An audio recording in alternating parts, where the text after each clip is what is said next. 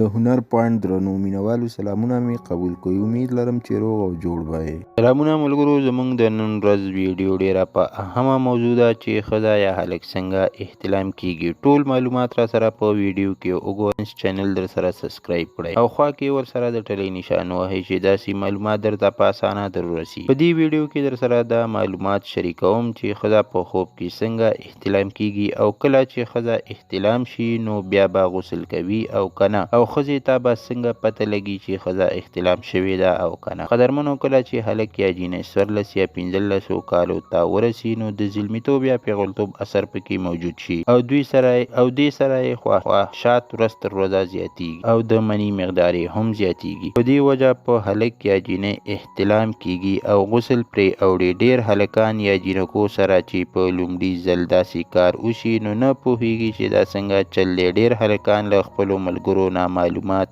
اخلي او ځینې ملګري یې دوی نه مشران وي او بیا پکې اکثر داسې هم وشي چې د لاس په عادت یې راواړوي او بیا له لاس نه کار اخلي او دا یوه خبره د ځان سره نوٹ کوي. کوم کس چې د لاس په عادت راوړي نو د هغه صحت ورځ تر ورځه خرابیږي او اکثر په خوب کې ورته د جینۍ په شکل څوک راشي او هلک احتلام شي او یا د جینۍ سره هم داسې وشي خو د هلک واضحه پته لګي. خو کله چې د جینۍ احتلام وشي او که په پرتوګي محسوس ځای لوند وي نو ظاهره ده چې جینۍ احتلام شوې ده. نو بیا دې غسل وکړي او که جامې یې لمدې نه وي او څه اثر پکې نه وي نو بیا دې غسل نه کوي. دوستانو، دا د نن اهم معلومات چې تاسو سره مو شریک کو. امید لرم چې ویډیو به مو خوښه شوي وي. ملګرو، ویډیو در سره لایک او شیر کړئ چې نور خلکو ته هم پیدا ورسي. مننه کوم چې ویډیو را سره تر اخره پورې وکتله او د بلې ویډیو پورې الله پامان.